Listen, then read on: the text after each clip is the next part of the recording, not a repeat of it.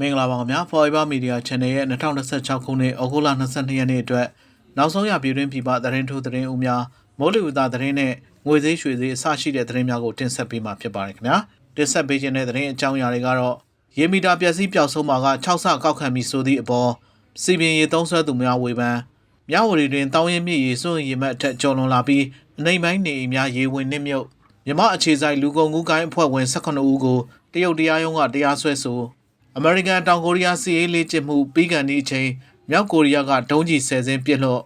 အစရှိတဲ့စိတ်ဝင်စားဖွယ်ရာသတင်းများကိုတင်ဆက်ပေးမှာဖြစ်ပါတယ်ခင်ဗျာပထမဆုံးအနေနဲ့ပြည်တွင်းသတင်းများကိုတင်ဆက်ပေးမှာဖြစ်ပါတယ်ရန်ကုန်မြို့မှာရေမီတာပျက်စီးတာပျောက်ဆုံးတာနဲ့တပ်ဆင်ထားခြင်းမရှိဘဲစီပင်ရေသုံးဆွဲမှုတွေကိုအခြေခံရေသုံးဆွဲမှုရဲ့6ဆကောက်ခံမယ်လို့ရန်ကုန်မြို့တော်စီပင်သားယာရေးကော်မတီကကြေညာခဲ့ပြီးတဲ့နောက်မီတာကောက်ခံမှုစနစ်တွေနဲ့ပတ်သက်ပြီးအများပြည်သူကြားဝေဖန်မှုတွေထွက်ပေါ်နေပါတယ်။တရားမဝင်ရေသုံးဆွဲမှုနဲ့လေလွင့်ဆုံးရှုံးမှုတွေကိုလျှော့ချဖို့အတွက်သုံးဆွဲသူတွေအနေနဲ့မီတာကိုထိမ့်သိမ်းကြဖို့မီတာမရှိပါကမြို့နယ်ရေတန်းရှင်းမှုရုံးမှာအများဆုံးတက်ဆင်ကြဖို့စီပင်ကတိုက်တွန်းထားပါတယ်။ဒါပေမဲ့ရေသုံးဆွဲသူအများစုကတော့ဝန်ထမ်းဘက်ကမီတာလာမဖက်ပဲခံမှန်းချင်တဲ့ကောက်ခံတာလစဉ်မကောက်ခွဲ3လတစ်ကြိမ်မှကောက်ခံတာတွေကြောင့်ဝင်ငွေနှဲပါသူတွေအတွက်အခက်အခဲဖြစ်ရတယ်လို့ပြောဆိုနေကြပါတယ်။ဒါအပြင်ရေအညစ်အကြေးတွေကြောင့်မီတာခဏခဏပျက်စီးရတဲ့အတွက်မီတာအသစ်တက်ဆင်ကားနဲ့ပြုပြင်ကနှုံသားတွေကိုလည်းတရားဝင်ထုတ်ပြန်ပေးစီလိုကြောင်းသုံးစွဲသူတွေကထောက်ပြထားပါတယ်။လက်ရှိရန်ကုန်စီပင်ရဲ့သတ်မှတ်ချက်တွေအရအိမ်သုံးအခြေခံရေသုံးစွဲမှုကိုလစဉ်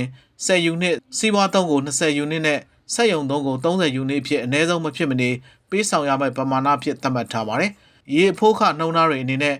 နိုင်ငံသားသုံးအိမ်သုံးအတွက်တယူနစ်ကို330ကျပ်သတ်မှတ်ထားပြီး30ယူနစ်အထက်သုံးစွဲပါက950ကျပ်60ယူနစ်အထက်သုံးစွဲပါက660ကျပ်အထိတိုးမြင့်ကောက်ခံသွားမှာဖြစ်ပါတယ်။စီဗီအင်ဂျင်နီယာဌာနရေနစ်တန်းရှင်းမှုဘက်ကတော့လက်ရှိရရှိတဲ့ရေဘိုးရေကဝင်ငွေတွေဟာရေပေးရေအတွက်အသုံးပြုနေရတဲ့လျှက်စစ်တအားခကိုသာကာမိယုံပဲရှိသေးကြောင်းနဲ့ရေကိုချွေတာသုံးစွဲတဲ့အလေးကျင့်ရရှိစေဖို့အခုလိုရေမီတာနှုံးသားတွေကိုပြင်ဆင်ကောက်ခံရတာဖြစ်တယ်လို့ထုတ်ပြန်ထားပါတယ်။မိုးတိထန်စွာရွာသွန်းမှုကြောင့်မြဝတီမြို့မှာရှိတဲ့တောင်ရင်မြစ်ဟာစိုးရိမ်မှတ်ထက်188စင်တီမီတာအထိတိတိတသားမြင့်တက်လာပြီးအနေပိုင်းမှာရှိတဲ့နေအိမ်ယာပေါင်းများစွာရေဝင်နှိမ့်မြုပ်နေပါတယ်။ဩဂုတ်လ22ရက်နေ့မနက်ပိုင်းတိုင်းထွာချက်တွေအရတောင်ရင်မြစ်ဟာ1141စင်တီမီတာအထိမြင့်တက်လာနေပြီးစိုးရိမ်ရင်မှတ်963စင်တီမီတာထက်အများကြီးကျော်လွန်နေတာပါ။ဒါကြောင့်မြဝတီမြို့အမှတ်1အမှတ်2အမှတ်3နဲ့အမှတ်4ရပ်ကွက်တွေထဲမှာတော့အနေပိုင်းဒေသတွေအထူးသဖြင့်ခေါ်စာဝင်းနဲ့ကြောက်ဖြာအောက်ကျိုက်ဒေသတွေမှာတော့အိမ်တွေဟာရေဘေးဒဏ်ကိုအပြင်းထန်ခံစားနေရပါတယ်။ဒါအပြင်မြဝတီမြို့ရဲ့ဘက်ကမ်းမှာရှိတဲ့ထိုင်းနိုင်ငံမဲဆောက်ဘက်မှာလည်းတောင်ရင်မြစ်ကမ်းမှာအနေပိုင်းနေအိမ်တွေရေပေါ်ဈေးတွေနဲ့ဆိုင်ကန်းအများပြားရေဝေနှိမ့်မြုပ်နေတယ်လို့သိရပါတယ်။လက်ရှိမှာတော့သဘာဝဘေးစီမံခန့်ခွဲရေးအဖွဲ့မိသက်တပ်ဖွဲ့နဲ့လူမှုကယ်ဆယ်ရေးပရဟိတအသင်းတွေပူးပေါင်းပြီးရေဘေးသင့်ပြည်သူတွေကိုအဋိဌံအောင်စေးတော်ဓမ္မယုံနဲ့တောရကျောင်းဓမ္မယုံတွေမှာဖွင့်လှစ်ထားတဲ့ယာယီကယ်ဆယ်ရေးစခန်းတွေစီညရင်းချင်းပြောင်းရွှေ့ပေးခဲ့ကြပါတယ်။မိမိအစီအစဉ်နဲ့ရွှေ့ပြောင်းသွားကြသူတွေလည်းအများပြားရှိနေပါတယ်။ဒီလိုယာယီကယ်ဆယ်ရေးစခန်းတွေကိုရောက်ရှိနေကြတဲ့ရေဘေးရှောင်ပြည်သူတွေအတွက်လက်တလောစားတောက်ရေးနဲ့ကျန်းမာရေးစောင့်ရှောက်မှုတွေကိုတာဝန်ရှိသူအစစ်အစစ်ကခွင့်ဆင်းပြီးပေါင်းဆက်ကူညီဆောင်ရွက်ပေးနေတာဖြစ်ပါတယ်။မန္တလေးမြို့မှာဩဂုတ်လ20ရက်နေ့ညပိုင်းကမိုးတိထန်စွာရွာသွန်းခဲ့တာကြောင့်မြို့အတွင်းမှာရှိတဲ့အဓိကလမ်းမကြီးတွေပေါ်ရေကြီးရေရှမ်းမှုတွေဖြစ်ပေါ်ခဲ့ပြီးရက်ွက်တချို့ကလူနေအိမ်တွေအတွင်းမှာရေတွေအရှိန်အဟုန်နဲ့စီးဝင်ခဲ့ပါတယ်။ဒီလိုမိုးတိထန်စွာရွာသွန်းမှုကြောင့်နေအိမ်အတွင်းရေဝင်ရောက်မှုဟာပြီးခဲ့တဲ့မေလအတွင်းကလည်းတစ်ကြိမ်ဖြစ်ပွားခဲ့မှုတာကြောင့်အခုတစ်ကြိမ်ဟာယခုနှစ်အတွင်းဒုတိယအကြိမ်မြောက်ကြုံတွေ့ခဲ့ရတာဖြစ်ပါတယ်။အထူးသဖြင့်ရွှေတချောင်းမြောင်းအနောက်ဘက်ကကျလာတဲ့တိရိမာလာအရှိရက်ကွက်နဲ့ထိန်ကုန်းရက်ကွက်စတဲ့ဒေသရှိလမ်းမတွေနဲ့လူနေအိမ်အတွင်းကိုရေတွေဟာအဓိကစီးဝင်ခဲ့တာပါ။အနေပိုင်းကျတဲ့အချို့အိမ်တွေမှာဆိုရင်တော့မိနစ်ပိုင်းအတွင်းရေ3ပေကျော်ထိဝင်ရောက်ခဲ့တာကြောင့်အိမ်တော်သူအချို့ပစ္စည်းတွေအထက်ထပ်စီကိုအများဆုံးရွှေ့ပြောင်းခဲ့ရပါတယ်။ဒါအပြင်လမ်းမကြီးတွေပေါ်မှာလည်းရေတွေခေါင်းဝက်မကလှိုင်းထအောင်မြင့်တက်နေတာကြောင့်သွားလာနေတဲ့မော်တော်ဆိုင်ကယ်တွေဝက်ကွဲရေမြုပ်သွားပြီးသွားရေးလာရဲ့အခက်အခဲကြုံနေရပါတယ်။ဒေသခံတွေရဲ့ပြောပြချက်အရတော့အခုတစ်ချိန်မိုးရွာသွန်းမှုဟာမိုးရောလေရောပြင်းထန်ခဲ့ပြီးရေတက်လာတာပထမအကြိမ်ထက်ပုံမြန်ဆန်ကအခြေအနေပုံဆိုးရွားခဲ့တယ်လို့သိရပါတယ်။ဆက်လက်ပြီးနိုင်ငံတကာသတင်းများကိုတင်ဆက်ပေးမှာဖြစ်ပါတယ်။မြောက်ကိုရီးယားနိုင်ငံဟာဩဂုတ်လ20ရက်နေ့မှာတာရိုပြစ်ပဲထိန်းဒုံးကြီး10စင်းနဲ့မနည်းကိုပစ်လွှတ်ခဲ့ပါတယ်။ဒီလိုပစ်လွှတ်လိုက်တာနဲ့ပတ်သက်ပြီးတောင်ကိုရီးယားသမ္မတရုံးကပြစ်တင်ရှုတ်ချခဲ့ပြီးအမေရိကန်နဲ့ပူးတွဲပြုလုပ်နေတဲ့စစ်ရေးလေ့ကျင့်မှုအတွင်းစစ်တပ်အနေနဲ့အပြည့်အဝအသင့်ပြင်ထားကြဖို့အမိန့်ထုတ်ပြန်လိုက်ပါတယ်။မြောက်ကိုရီးယားဟာပြုံးရမ်းဒေသကကိုရီးယားကျွန်းဆွယ်အရှေ့ဘက်ပင်လယ်စီကိုဒုံးကျည်တွေပစ်လွှတ်ခဲ့တာဖြစ်ပါတယ်။ဒါကြောင့်တောင်ကိုရီးယားသမ္မတရုံးဟာ ကာကွယ်ရေးဝန်ကြီးဌာနစစ်ဘက်ဆိုင်ရာအာဏာပိုင်တွေနဲ့အတူအရေးပေါ်လုံခြုံရေးအစည်းအဝေးခေါ်ယူခဲ့ရပါတယ်။ဒါအပြင်အခုလိုပဲထိန်တုံးကြီးတွေပြစ်လွတ်မှုဟာကုလသမဂ္ဂလုံခြုံရေးကောင်စီရဲ့ဆုံးဖြတ်ချက်တွေကိုချိုးဖောက်တဲ့ကြီးလေးတဲ့လုပ်ရဖြစ်တာကြောင့်ရန်စားတဲ့လုပ်ရက်တွေကိုချက်ချင်းရပ်တန့်ဖို့မြောက်ကိုရီးယားကိုတောင်းဆိုထားပါတယ်။အစည်းအဝေးမှာတောင်ကိုရီးယားရဲ့တုံ့ပြန်မှုအခြေအနေတွေကိုပြန်လည်သုံးသပ်ကြသလိုဒုံးကျည်ပြစ်လွတ်မှုရဲ့လုံခြုံရေးဆိုင်ရာရက်ခိုင်မှုတွေကိုအကဲဖြတ်ပြီးလိုအပ်တဲ့အစီအမံတွေကိုဆွေးနွေးခဲ့ကြတယ်လို့သိရပါတယ်။အဆိုပါဒုံးကျည်တွေဟာပင်လယ်ပြင်စီကိုကီလိုမီတာ300ခန့်ပြန်တန်းသွားခဲ့တယ်လို့တောင်ကိုရီးယားပူးတွဲစစ်ဦးစီးချုပ်များအဖွဲ့ကပြောပါတယ်။ဂျပန်အစိုးရနဲ့ကမ်းခြေစောင့်တပ်ဖွဲ့တွေဟာလည်းမြောက်ကိုရီးယားပင်လယ်ပြင်စီပဲထိန်ဒုံးကျည်တွေပြစ်လွတ်ခဲ့တာဖြစ်ပြီးဂျပန်ရဲ့သီးသန့်စီးပွားရေးဆောင်အပြင်ဘက်ပင်လယ်ဘက်အတွင်းကိုကြားရောက်သွားခဲ့တယ်လို့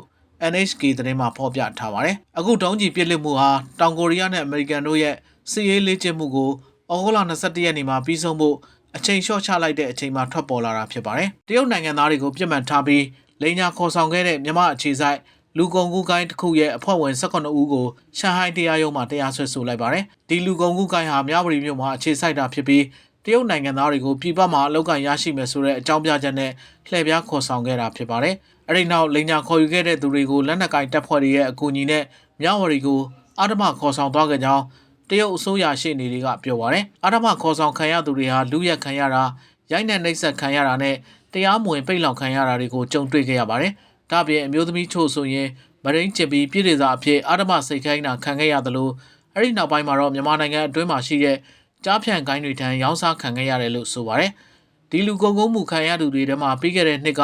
ထိုင်းမြန်မာနယ်စပ်အနီးပျောက်ဆုံးသွားခဲ့တယ်လို့သတင်းကြီးခဲ့တဲ့တရုတ်ဆောင်ဝန်ရှင်းလဲပါဝင်ခဲ့တာဖြစ်ကြောင်းတရုတ်အစိုးရပိုင်း CCTV ရုပ်သံလိုက်ကဖော်ပြခဲ့ပါတယ်။ဝန်ရှင်းပျောက်ဆုံးသွားချိန်မှာမိသားစုတွေကထိုင်းနိုင်ငံရှိတရုတ်တန်ယုံကိုကူညီဖို့မေတ္တာရပ်ခံခဲ့ပြီးမြန်မာနိုင်ငံအတွင်းရှိကြားဖြတ်ခိုင်းတွေလှုပ်ရှားရာနေရာမှာပြန်လည်တွေ့ရှိခဲ့တာဖြစ်ပါတယ်။အဲဒီနောက်ထိုင်းရဲတပ်ဖွဲ့ကသူတို့ကိုတရုတ်နိုင်ငံစီပြန်လည်ပို့ဆောင်ပေးခဲ့ပြီးဖြစ်စဉ်နဲ့ပတ်သက်တဲ့တန်ရာရှိသူတရုတ်နိုင်ငံသား10ဦးကိုလည်းတရုတ်စီလွှဲပြောင်းပေးခဲ့ပါတယ်။အခုဖမ်းဆီးခံထားသူ18ဦးကတော့အမျိုးသမီးများကိုလူကုန်ကူးမှုတရားမဝင်ပိတ်လောင်မှုလူရဲမှုပြန်ပေးဆွဲမှုစတဲ့ဆွဆွဲချက်တွေနဲ့တရားစွဲဆိုထားတာဖြစ်ပါတယ်။တရုတ်နိုင်ငံရဲ့ဥပဒေအရအဆိုပါပြစ်မှုတွေဟာထောင်ဒဏ်တစ်သက်တကြုံဒါမှမဟုတ်အပြင်းထန်ဆုံးအမှုတွေမှာသေဒဏ်ထိပြစ်ဒဏ်ချမှတ်ခံရနိုင်ပါတယ်။ကွန်ဂိုဒီမိုကရက်တစ်သမ္မတနိုင်ငံ DR ကွန်ဂိုမှာအလင်းမြန်ကူးစက်ပြန့်ပွားနေတဲ့အီဘိုလာရောဂါကူးစက်မှုကိုတိုက်ဖျက်ဖို့အတွက်ကမ္ဘာ့ကျန်းမာရေးအဖွဲ့ WHO ကအာဘီဘိုကာကွယ်ဆေးအလုံးရေ9000ကိုခွဲဝေချထားပေးလိုက်ပါတယ်။ဒီအာဘီဘိုကာကွယ်ဆေးဟာအဓိကအဖြစ်အီဘိုလာမျိုးစိတ်ကိုကာကွယ်ဖို့ထုတ်လုပ်ထားတာဖြစ်ပြီးအခုကွန်ဂိုမှာကူးစက်နေတဲ့ဘန်ဒီဘူဂျိုမျိုးစိတ်အတွက်တည်တံ့ထုတ်လုပ်ထားတာတော့မဟုတ်ပါဘူး။ဒါပေမဲ့လည်းကွန်ဂိုအစိုးရရဲ့တရားဝင်တောင်းဆိုချက်ကြောင့်ကမ္ဘာလုံးဆိုင်ရာအရန်စုဆောင်းထားတဲ့ဆေးတွေကနေထုတ်ပေးခဲ့တာဖြစ်ပါတယ်။အခုလိုပေးပို့လိုက်တဲ့ကာကွယ်ဆေးအလုံးရေ9000တဲကအကြိမ်ရေ2000ကိုတော့ဒီဘန်ဘူဒီမျိုးစိတ်အပေါ်ကာကွယ်ပေးနိုင်ခြင်းရှိမရှိသိနိုင်ဖို့နောက်ဆုံးအဆင့်စမ်းသပ်မှုတွေမှာအသုံးပြုသွားမှာဖြစ်ပါတယ်။ကျန်တဲ့အကြိမ်ရေ9000ကိုတော့ရှေ့တန်းကကျန်းမာရေးဝန်ထမ်းတွေကိုထိုးနှံပေးဖို့စီစဉ်ထားပါတယ်။ကမ္ဘာကာကွယ်ဆေးမဟာမိတ်ဖြစ်တဲ့ဂါဘီကလည်းဒီကာကွယ်ဆေးတွေပို့ဆောင်ဖို့အတွက်အမေရိကန်ဒေါ်လာ9သန်းနဲ့ကာကွယ်ဆေးထုံးနှံရေးလုပ်ငန်းတွေအတွက်နောက်ထပ်ဒေါ်လာ6သန်းကူညီပေးသွားမှာဖြစ်ပါတယ်။တက်ခွဲခန့်တဲ့တိရစ္ဆာန်တွေမှာစမ်းသပ်ချက်တွေအရဒီဆေးဟာအတိုင်းအတာတစ်ခုအထိကာကွယ်ပေးနိုင်တာကိုတွေ့ရပေမဲ့လူတွေမှာဘန်ဒီဘူဂျိုဗိုင်းရပ်စ်ကိုအပြည့်အဝကာကွယ်ရနိုင်သလားဆိုတာကတော့အခုစမ်းသပ်မှုကနေအဖြေရရှိသွားမှာဖြစ်ပါတယ်။အာဘီဘိုကာကွယ်ဆေးကို2019တုန်းကအမေရိကန်စားတောက်နဲ့ဆေးဝါးကွပ်ကဲရေးဌာန FDA ကအီဘိုလာဗိုင်းရပ်စ်ပိုးအတွက်ကာကွယ်နိုင်စွမ်း84%ရှိရဲဆိုပြီးအတည်ပြုပေးခဲ့တာဖြစ်ပါတယ်။လက်ရှိမှာဒီယာကွန်ဂိုမှာဖြစ်ပွားနေတဲ့အီဘိုလာကူးစက်မှုဟာ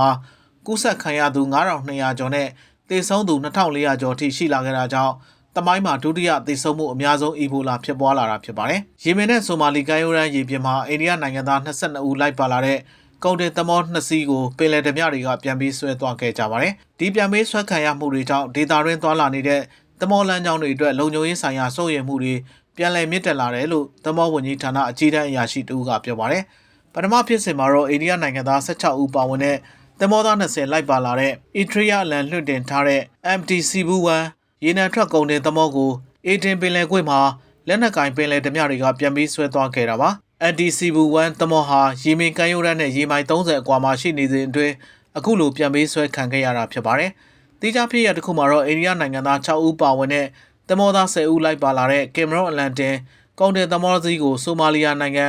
ံပတ်လန်ကမ်းရိုးတန်းမှာပင်လယ်ဓမြတွေကထပ်မံပြန်ပြီးဆွဲသွားခဲ့တာဖြစ်ပါတယ်။လက်ရှိရထားတဲ့သတင်းအချက်လက်တွေအရပြန်ပြီးဆွဲခံရသူအိန္ဒိယသမောသားတွေအားလုံးဘေးကင်းကြပြီးအာဏာပိုင်တွေဘက်ကအခြေအနေတွေကိုအနီးကပ်စောင့်ကြည့်ကာ နောက်ဆက်တွဲအချက်လက်တွေကိုစုဆောင်းနေတယ်လို့သိရပါတယ်ခင်ဗျာဆက်လက်ပြီး2026ခုနှစ်ဩဂုတ်လ22ရက်နေ့အတွက်နောက်ဆုံးရမိုးလေဝသသတင်းများကိုတင်ဆက်ပေးမှာဖြစ်ပါတယ်။ Equator နှင့် Pacific သမုဒ္ဒရာရဲ့ပင်လယ်ရေမျက်နှာပြင်အပူချိန်နဲ့လေထုဖြစ်စဉ်တွေကြောင့်အားကောင်းတဲ့El Niñoအခြေအနေမှာဆက်ရှိနေပြီး2026ခုနှစ်နှစ်ကုန်ပိုင်းမှာတော့အားအလွန်ကောင်းတဲ့El Niñoအခြေအနေကိုရောက်ရှိလာနိုင်တယ်လို့မိုးလေဝသအဖွဲ့ချုပ်ရဲ့သုံးသပ်ချက်ကိုအခြေခံပြီးထုတ်ပြန်ထားပါတယ်။ El Niñoဖြစ်စဉ်ကြောင့်မိုးရွာသွန်းမှုမူမမှန်တာမုန်တိုင်းဖြစ်ပေါ်မှုမူမမှန်တာနဲ့လာမယ့်နွေကာလမှာအပူချိန်မြင့်မားပြီးမိုးခေါင်ရေရှားတာစတဲ့အစွန်းရောက်မိုးလေဝသဖြစ်စဉ်တွေကိုကြုံတွေ့ရနိုင်တာကြောင့်သက်ဆိုင်ရာကဏ္ဍလိုက်ကြိုတင်ပြင်ဆင်ထားကြဖို့အသိပေးထားပါတယ်။မိုးလေဝသနဲ့ဇလဗေဒညွှန်ကြားမှုဦးစီးဌာနရဲ့ထုတ်ပြန်ချက်အရကပလီပင်လယ်ပြင်နဲ့ဘင်္ဂလားပင်လယ်အော်တောင်ပိုင်းတို့မှာမုတ်တုံလေအားအလွန်ကောင်းနေပြီးကြံဘင်္ဂလားပင်လယ်အော်မှာလည်းမုတ်တုံလေအားကောင်းနေပါတယ်။ဒါကြောင့်24နာရီအတွင်းစကိုင်းတိုင်းအထက်ပိုင်းကယားနဲ့ရှမ်းမြောက်တို့မှာနေရာစိတ်စိတ်နဲ့ကြံတိုင်းဒေသကြီးနဲ့ပြည်နယ်တွေမှာတော့နေရာအနှံ့ပြားမိုးထစ်ချုံရွာမှာဖြစ်ပါတယ်။တင်းနှနာရီကရင်မွန်ပြည်နယ်တို့မှာဒေသလိုက်မိုးကြီးနိုင်သလိုနေပြည်တော်ရန်ကုန်မန္တလေးနဲ့ပဲခူးမကွေးစကိုင်းအောက်ပိုင်းနဲ့အေရရီတိုင်းဒေသကြီးတို့မှာလည်းနေရာကွက်ပြီးမိုးကြီးနိုင်ပါတယ်။မိုးတိမ်တောင်များဖြစ်ထွန်းနေတာကြောင့်လေပြင်းတိုက်ခတ်တာမိုးထစ်ချုံတာမိုးကြိုးပစ်တာနဲ့မိုးသီးကြွေတာတွေဖြစ်ပေါ်နိုင်လို့ကြိုတင်သတိပြုကြဖို့လိုအပ်ပါတယ်။မြမပင်လယ်ပြင်မှာလည်းမုတ်တမဝိတ်မွန်တနင်္သာရီကမ်းရိုးတန်းနဲ့ရခိုင်ကမ်းရိုးတန်းတို့မှာရံဖန်ရခါမိုးသက်လေပြင်းများကျရောက်ပြီးလှိုင်းကြီးမှာဖြစ်ပြီးလေတိုက်နှုန်းဟာတနအီကို35မိုင်ထိရှိနိုင်ပါတယ်။ဆက်လက်ပြီးဩဂုတ်လတတိယပတ်10ရက်အတွင်းစိုက်ပျိုးရေးမိုးလေဝသခန့်မှန်းချက်အရဘင်္ဂလားပင်လယ်အော်မှာလေပြင်းအားနဲ့ရဝင်းတစ်ကြိမ်ဖြစ်ပေါ်နိုင်ပြီးမှောင်တိုင်းငယ်အဖြစ်ပုံမအားကောင်းလာနိုင်ပါတယ်။ရန်ကုန်ပဲခူးအေရီတနင်္သာရီကင်မွန်နဲ့ရခိုင်မှာတော့ရွာသွန်းမြတ်ထက်မိုးပိုနိုင်ပြီး9ရက်ကနေ17ရက်ခန့်အထိမိုးရွာသွန်းနိုင်ကြောင်းသိရပါတယ်။ဆက်လက်ပြီး2026ခုနှစ်ဩဂုတ်လ22ရက်နေ့အတွက်နောက်ဆုံးရရှိထားတဲ့နိုင်ငံခြားငွေလဲလှယ်နှုန်းနဲ့မြန်မာရွှေစင်းနှုန်းအချက်အလက်များကိုတင်ဆက်ပေးမှာဖြစ်ပါတယ်။ပထမဆုံးအနေနဲ့နိုင်ငံခြားငွေလဲလှယ်နှုန်းကတော့ American Dollar ရောင်းဈေး4380ကျပ်ဝယ်ဈေး4260ကျပ်ယူရိုရောင်းဈေး9110ကျပ်ဝယ်ဈေး4980ကျပ်စင်ကာပူဒေါ်လာရောင်းဈေး3440ကျပ်ဝယ်ဈေး3350ကျပ်မလေးရှားရင်းဂစ်ရောင်းဈေး1080ကျပ်ဝယ်ဈေး1052ကျပ်တရုတ်ယွမ်ရောင်းဈေး650ကျပ်ဝယ်ဈေး633ကျပ်ထိုင်းဘတ်ရောင်းဈေး133.33ကျပ်ဝယ်ဈေး129.89ကျပ်ဂျပန်ယန်ရောင်းဈေး29.51ကျပ်ဝယ်ဈေး26.09ကျပ်တို့ပဲဖြစ်ပါတယ်။ဆက်လက်ပြီးပြည်တွင်းရွှေစည်းကွက်အတွင်းဖြစ်ပေါ်နေတဲ့ရွှေစည်းနှုန်းများကတော့15ပဲရွှေစည်းနှုန်းဟာတစ်ကျပ်သားကို96,500ကျပ်ရှိပြီး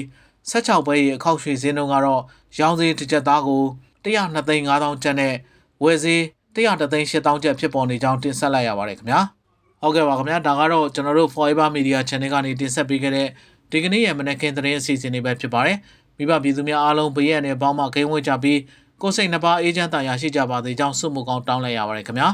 အားလုံးပဲမင်္ဂလာရှိသောပျော်ရွှင်စရာကောင်းသောနေ့ရက်များကိုပိုင်ဆိုင်နိုင်ကြပါစေခင်ဗျာ